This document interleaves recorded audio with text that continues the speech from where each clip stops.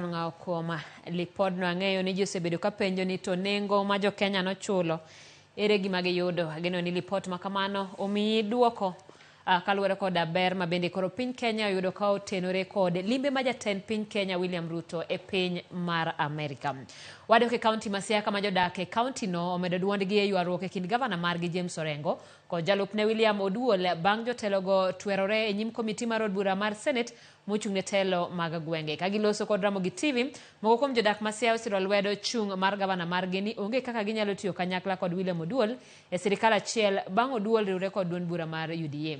E komachielo, moko kuom jodak bende osiro lwedo okang' mar Senate mar kelo thek e kind jotelo ariyogo, ka giwacho ni gwandruok margi dhi duoko piny chenro mag dongruok e Siaya County.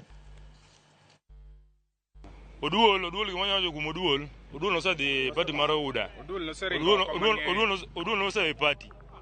Koro en gima wacho kode, en wanyo dhi ka, en wanyo wacho ne odhi e UDA, odhi owuo gi jo UDA. Siaya kaendi wan kak Orengo wacho ni en left ema wadhiye.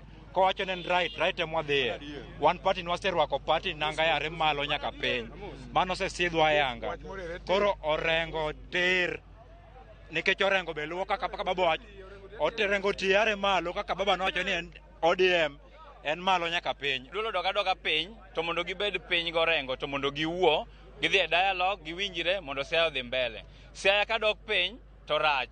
Gidhi mbele kaka odhi mbele chon to giwuo mondo jopiny giti gi jopiny gin elected gite. Gite gin joma noyier. Mate en Oduol nokelo kura, Orengo nokelo